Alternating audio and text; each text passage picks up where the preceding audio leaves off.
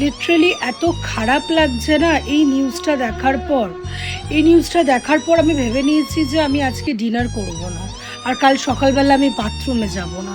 Hello guys, আমি grand হোটেলের ভিতরে ঢুকতে যাচ্ছিলাম। দেখতে পাচ্ছ, মাফিয়া ভাইকে গ্র্যান্ড হোটেলের ভেতর ঢুকতেই দেয়নি। ওপরে লেখাটা দেখে আমার এতটা কষ্ট লাগলো না, ধারণার বাইরে। ওখানকার গার্ডরা আমাকে এন্ট্রি দেয়নি। দেওয়াটাই স্বাভাবিক না?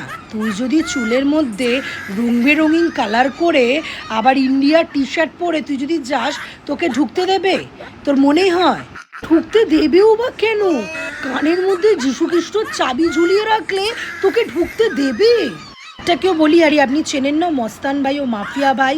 দেশে যেই চলে আসুক না কেন ওর মস্তানগিরিটা থাকবেই। একদিন নিজের অকাত এমন বানাবো যাতে ওরা নিজেই ঢুকতে। Sad story bro, sad story. দিন আমি আমার অকাত এমন বানাবো যাতে আমি গ্র্যান্ড হোটেলের ভেতরে গিয়ে এগিয়ে আসতে পারবো। এই ভিডিওটা দেখার পর আমার দুদিন হাগা হবে না। এতটা খারাপ লাগছে যে আমাদের মস্তানকে ঢুকতে দিল না গ্র্যান্ড হোটেলে। মানে নেওয়া যাচ্ছে না ব্যাপারটা, মানে টেলিভিশন শোতে যে কেন এলো না ব্যাপারটা। ও রং বেরঙিন চুলে কালার করে, ছেঁড়া প্যান্ট পরে, কানে দুল পরে, কিন্তু মন দিয়ে তো হয়তো ভালো হতেই পারে। Sad Mastan, so sad. Please kindly তোর পিছনটা খুলে একবার দেখ।